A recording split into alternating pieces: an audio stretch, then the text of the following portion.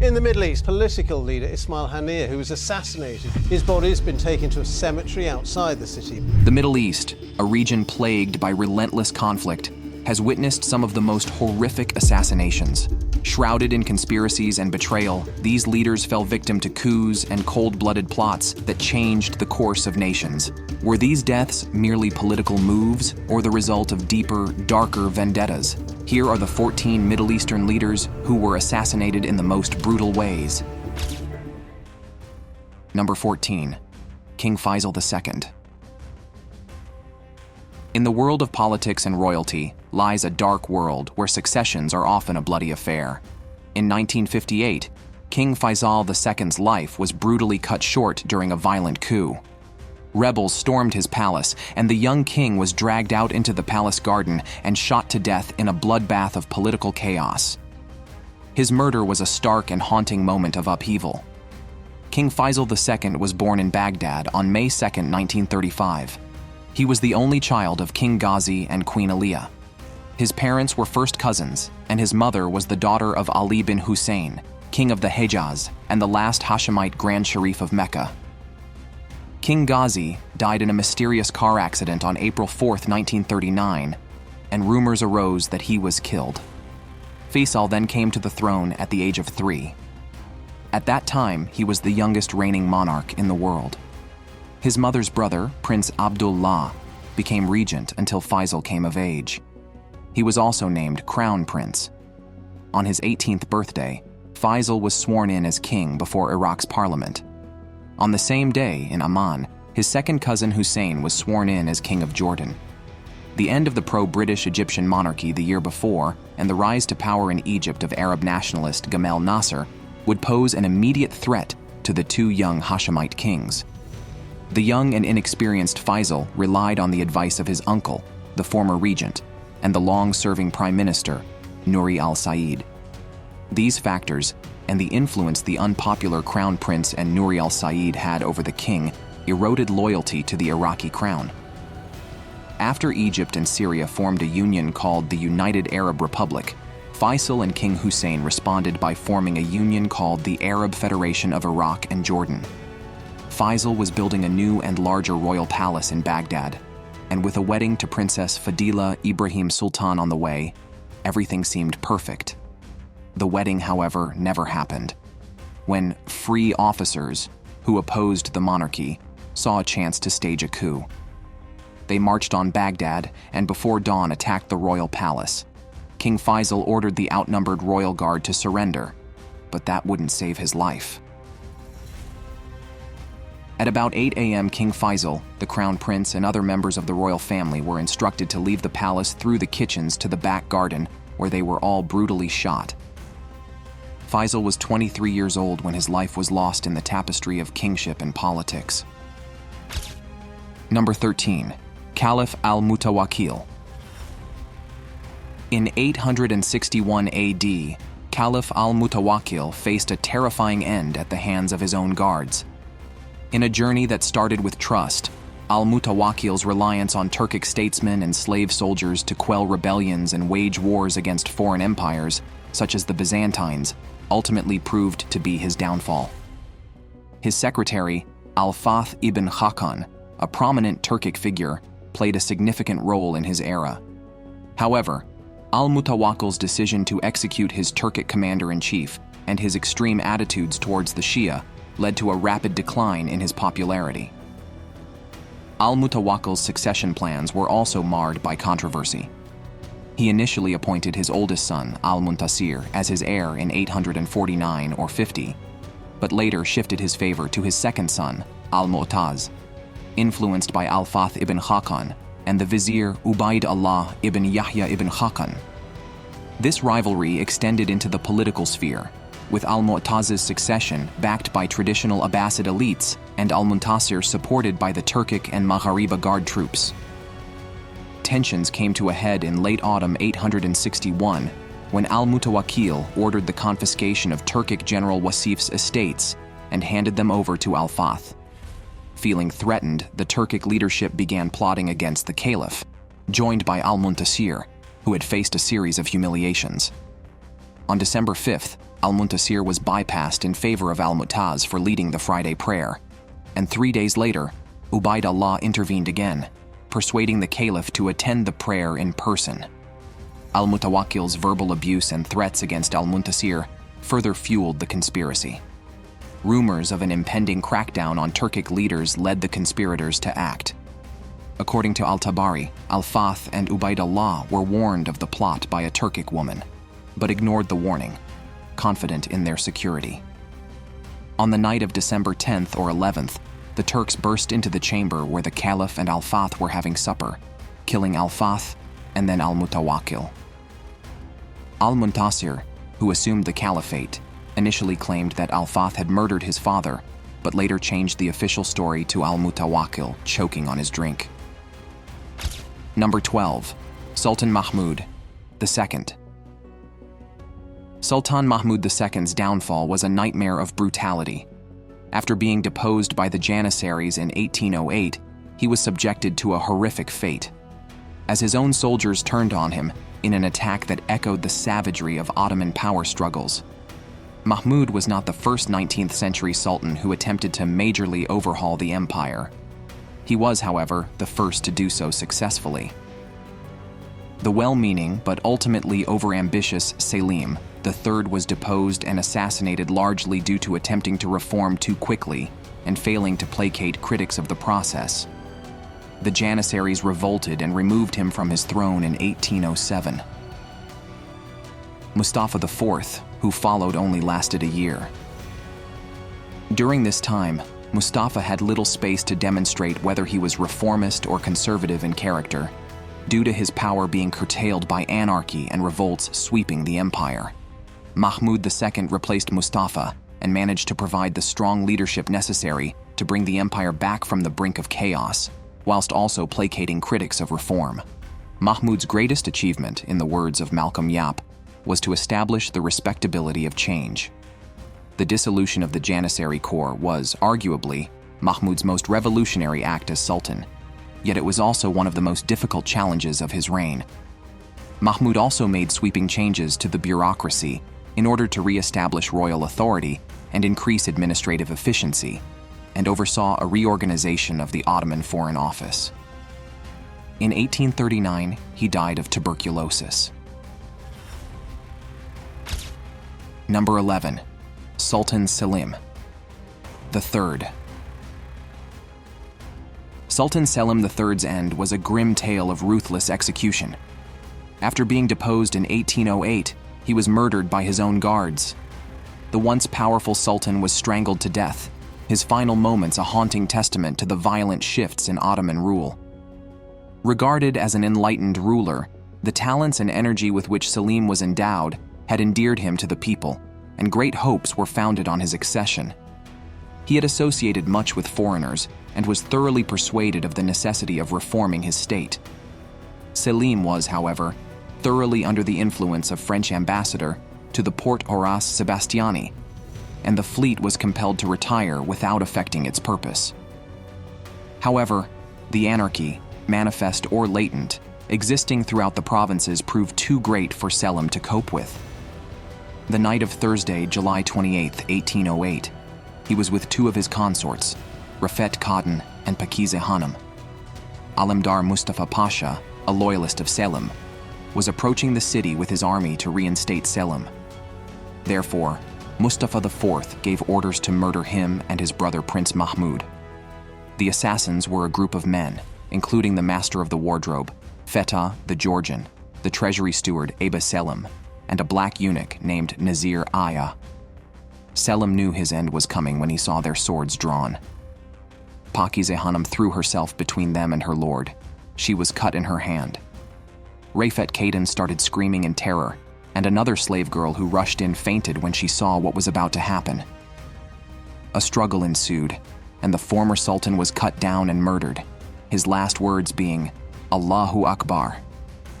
Salim III would be the only Ottoman sultan killed by a sword.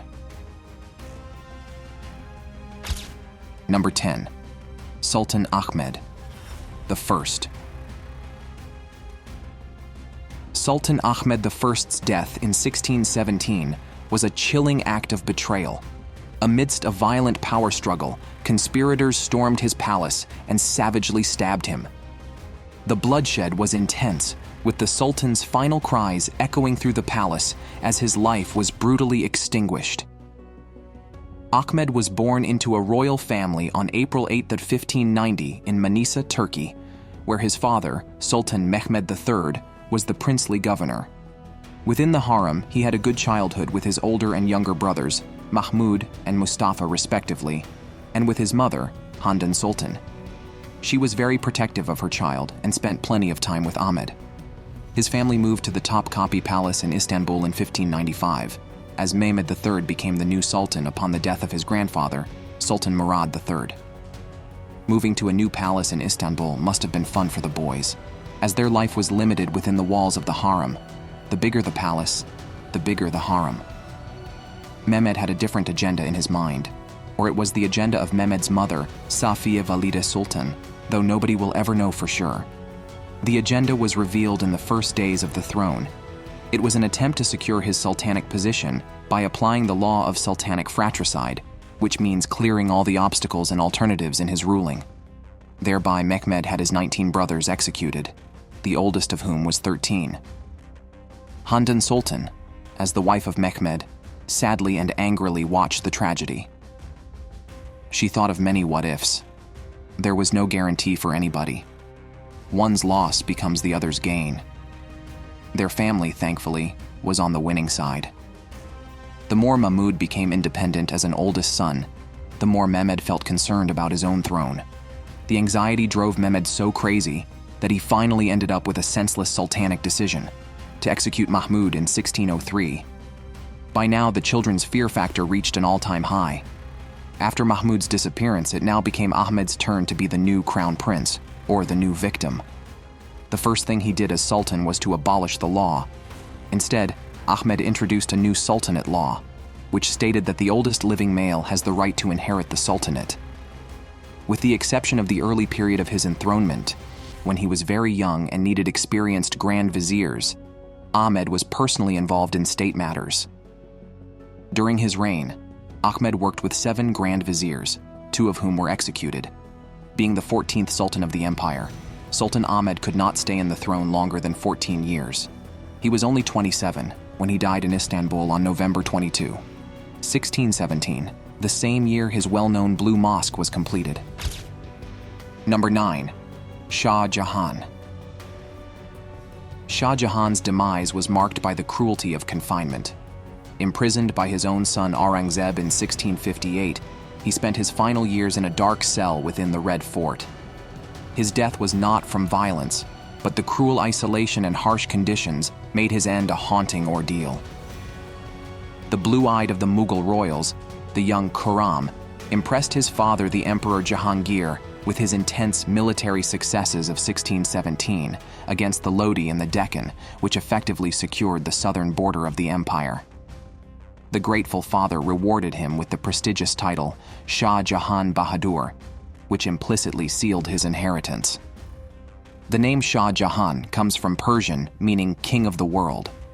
His early years saw him receive a cultured, broad education and distinguish himself in the martial arts and as a commander of his father's armies in numerous campaigns, where he became responsible for most of the territorial gains of his father's reign. Khurram also demonstrated a precocious talent for building, impressing his father at the age of 16 when he built his own quarters within Babur's Kabul fort and redesigned several buildings within Agra fort. Although his father's rule was generally peaceful, the empire was experiencing challenges by the end of his reign.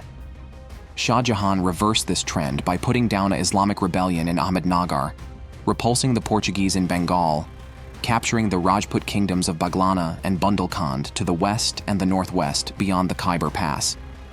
He also suppressed several local rebellions and dealt with the devastating Deccan famine. In September 1657, Shah Jahan was ailing and appointed his eldest son, Dara Shikoh, as his successor. This nomination led to a succession crisis among his 3 sons, from which Shah Jahan's 3rd son, Aurangzeb, emerged victorious and became the 6th emperor, executing all of his surviving brothers, including Crown Prince Dara Shikoh. After Shah Jahan recovered from his illness, Aurangzeb imprisoned him in Agra fort from July 1658 until his death in January 1666. Number 8. Amir Abdulkader. Amir Abdulkader faced a harsh fate after his capture by the French in 1847. Imprisoned and tortured in exile, the brutal conditions of his confinement led to his death in 1883. His suffering was a dark reflection of colonial cruelty and betrayal. Amir Abdulkader was the Amar of Mascara, the military and religious leader who founded the Algerian state and led the Algerians in their 19th century struggle against French domination. Algeria was an Ottoman regency when the French army landed there in 1830. The government was controlled by a Dey and by the Turkish Janissaries who had chosen him. These rulers, supported by the Kuluglis and by certain privileged tribes, and aided by the fact that they were of the same religion as the people, long held Algeria firmly in their grip. Nevertheless, the Algerians detested them, and there were continual rebellions in the early 19th century. As a result, the country was left too divided to oppose the French invaders. The leader of one of the brotherhoods, Mahieddine, director of the Zawiya near Mascara, was asked to lead the harassment of the French troops in Oran and Mostaganem. In November 1832, the aging Mahieddine had his young son Abdulkader elected in his place. The youth, already renowned for his piety and military prowess, took over the war of harassment. The ensuing Des Michels Treaty of 1834 gave him the whole interior of the Oran, with the title Commander of the Believers. In a move to unify his new territories, Amir Abdulkader, taking advantage of this treaty, imposed his rule on all the tribes of the Chelif, occupied Miliana and then Medea, and succeeded in defeating General Camille Trezel at Makta. Although pressed by Generals Bertrand Clausel and T.R. Bugeaud, he managed to rally support from Algerians who had become indignant over the French use of violence. By able negotiation, he convinced General Bugeaud to sign the Treaty of Tafna, which further increased his territory and made him master of the whole interior of Oran and the Titteri, with the French having to be content with a few ports. In 2 years, Abdulkader had organized a true state, the capital of which was sometimes Mascara and sometimes the fortress of Tiare. He established juridical equality among population groups by suppressing the privileges of the warlike tribes and by imposing equal taxes on all his subjects. In 1841, the French destroyed Amar's fortified sites, and he was forced to become a nomad in the interior of Oran. In July 1846, with only a handful of men left, Abdulkader again took refuge in Morocco, the Sultan of which by then considered him to be a burden. After a year, he was deprived of this last area of support. Abdulkader returned to Algeria and, with great dignity, turned himself over to Jean-Christophe de la Mauricière and to Bugeaud's successor, King Louis-Philippe's son, the Duc d'Aumale, who promised him transport to the east. Louis-Philippe, however, failed to respect his son's promise. Abdulkader was held prisoner in France, first at the Château de Pau, where he learned the principles of Freemasonry, and later at Amboise. Present-day Algerians consider him to be the greatest hero of their people. Number 7. King Hussein of Jordan. King Hussein narrowly escaped death in 1957, but the plot against him was chilling. Assassins attempted to ambush him with ruthless precision, their violent intent clear. Although he survived, the shadow of the plot and its bloody implications haunted his reign. Early in young Hussein's life, his grandfather King Abdullah was assassinated at Al-Aqsa Mosque in Al-Quds. Hussein was there with his grandfather as they went regularly to perform Friday prayers. King Abdullah had recently given the young Prince Hussein a medal and insisted he wear it that day. The assassin's bullet grazed off the medal and saved Hussein's life. A defining moment in his life, this tragedy gave him an understanding of the fragility of life and the importance of taking advantage of every day, with clarity and courage, to achieve as much as possible for the peace and security of people in the region, no matter the obstacles. As a member of the Hashemite dynasty, the royal family of Jordan since 1921, Hussein was a 40th-generation direct descendant of the Islamic prophet Muhammad. His Majesty King Hussein bin Talal successfully guided Jordan and its people through nearly half a century of tumultuous change in the Middle East by consistently prioritizing human development and strong state institutions anchored in Arab Islamic values of peace, compassion, service, and tolerance. He tried in his own life to provide an example of how to do that. At the end of his life on February 7, 1999, he was one of the longest-serving executive heads of state in the world. Number 6. Shah Ismael II. Shah Ismael II was doomed by treachery in 1577. Poisoned by his own courtiers, he endured a slow, agonizing death. His final moments were filled with horror as the deadly toxin took hold, a chilling reminder of the fatal conspiracies lurking within his court. Shah Ismael II was the third Shah of Safavid Iran from. He was the second son of Tahmasp, the first with his principal consort, Sultanum Begum. On the orders of Tahmasp, Ismail spent 20 years imprisoned in Kakahay Castle. Whether for his recurrent conflicts with the realm's influential vassals, or for his growing popularity with the Kizilbash tribes, resulting in Tahmasp becoming wary of his son's influence. Tahmasp died in 1576 without a designated heir. Ismail, with the support of his sister, Pari Khan Khanum, overcame his opponents and usurped the crown. In order to relieve himself of potential claimants, Ismail purged all the male members of the royal family, except for his full brother, Muhammad Kodabanda, and his 3 sons. In fear of the Kizilbash influence on the administration and the army, Ismail replaced them with people whom he trusted. Ismail belittled the Shia Islam scholars and sought spiritual guidance from the Sunni Islam ulama. This was perhaps out of spite for his father, who was a devoted Shia.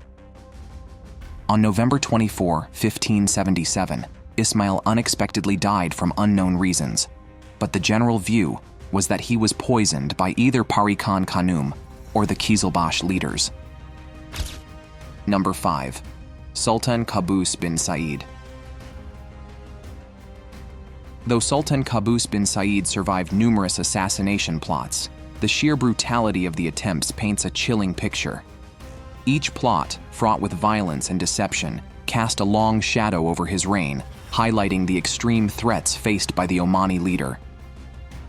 Over the course of nearly 5 decades, Sultan Kaboos bin Said, who died aged 79 after suffering from cancer, transformed Oman from a backward and isolated country into a prosperous, modern, and unified state, fully engaged in the Arab region and the wider world, but it was never without challenges. He came to power in a bloodless coup that overthrew his father, the increasingly erratic and repressive Sultan Said bin Taimur, in 1970. Despite denials at the time, the Sandhurst-trained Kaboos's takeover was engineered by his British military advisors in order to avert the disintegration of the oldest independent Arab state in the face of a communist insurgency in the southern region of Dhofar. Within 5 years of Kaboos's accession, the Dhofar uprising had been put down with the help of troops from Jordan and Iran, as well as British special forces. The discovery of significant deposits of oil in the mid-1960s provided Kaboos with the opportunity to fulfill his promise to revitalize the lives of his people.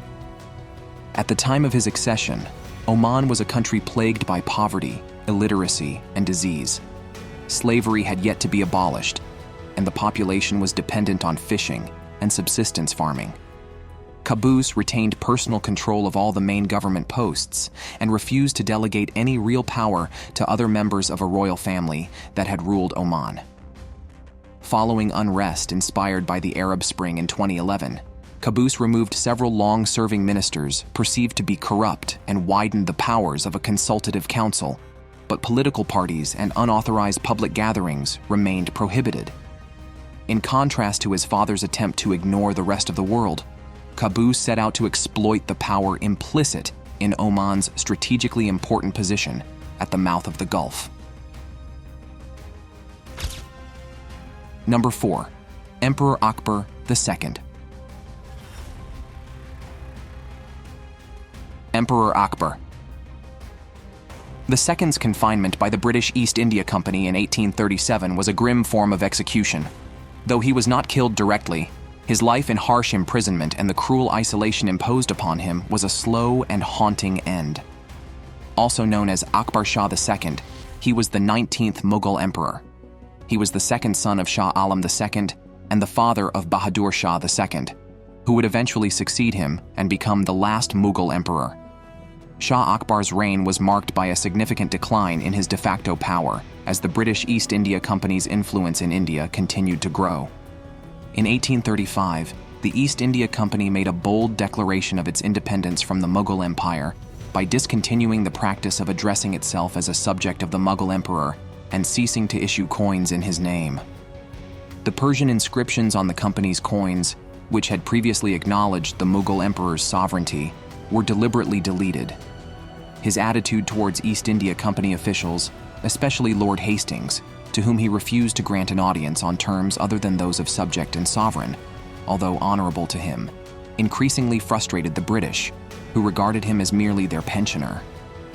The British therefore reduced his titular authority to King of Delhi, and the East India Company ceased to act as the mere lieutenants of the Mughal Empire. Akbar appointed the Bengali reformer Ram Mohan Roy to appeal against his treatment by the East India Company, conferring on him the title of Raja. However, this did little to change things. After this, cousins of Mirza Mughal, son of Bahadur Shah Zafar, son of Akbar, escaped to neighboring areas in fear of capture by the British.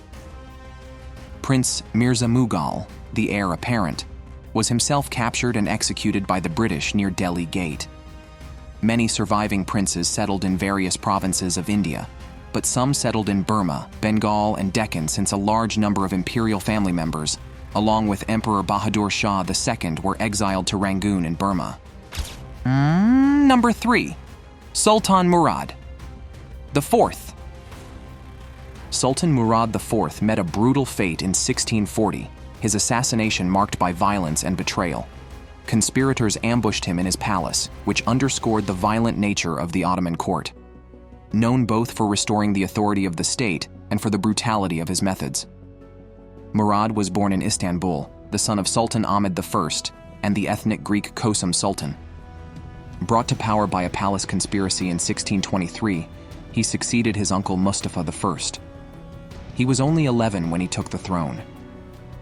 His reign is most notable for the Ottoman-Safavid War, of which the outcome would permanently part the Caucasus between the two imperial powers for around 2 centuries, while it also roughly laid the foundation for the current Turkey, Iran, Iraq borders. In the early years of Murad's reign, he was under the control of his relatives. When he took the authority, Murad feared suffering the fate of his elder brother, Osman II, and decided to assert his power. At the age of 16, he had his brother-in-law and the former governor of Egypt, Kara Mustafa Pasha, executed for a claimed action against the law of God. Murad also tried to quell the corruption that had grown during the reigns of previous sultans and that had not been checked while his mother was ruling through proxy. He also banned alcohol, tobacco, and coffee in Istanbul. He ordered execution for breaking this ban. He would reportedly patrol the streets and the lowest taverns of Istanbul in civilian clothes at night, policing the enforcement of his command by casting off his disguise on the spot and beheading the offender with his own hands. Murad IV died from cirrhosis in Istanbul at the age of 27 in 1640.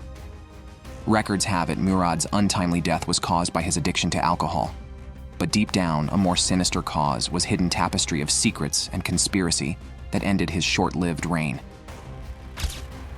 Number 2. Caliph al-Mahdi. In 785 AD, Caliph al-Mahdi's assassination was a nightmarish act of internal strife. Conspirators within his court executed a carefully planned murder, ambushing him in his own palace and leaving a trail of blood and chaos.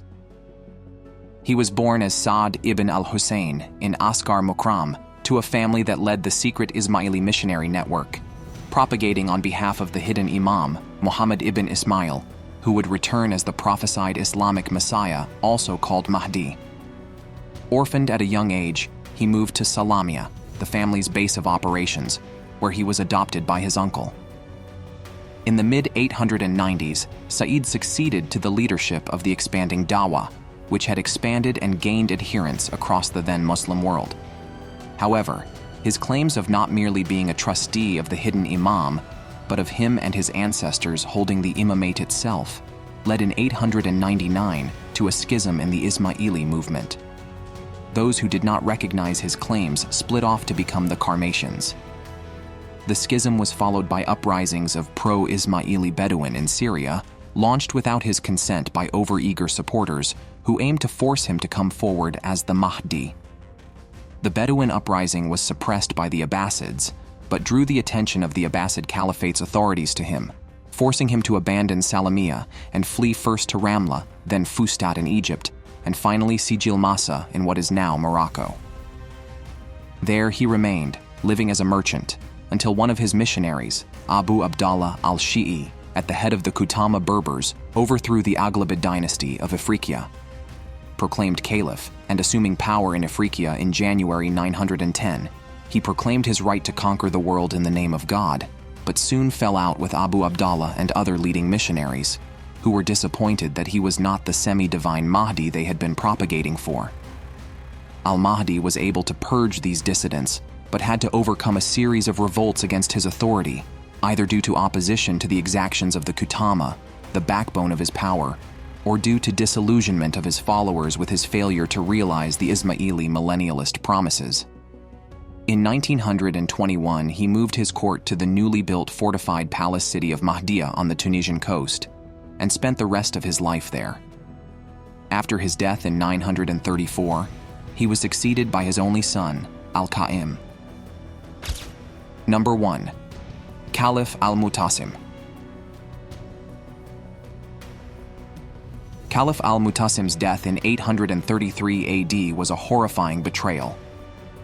During a coup, his own guards turned on him, dragging him from his chambers and stabbing him to death in a savage display of internal power struggles, sealing his fate in a chilling act of treachery.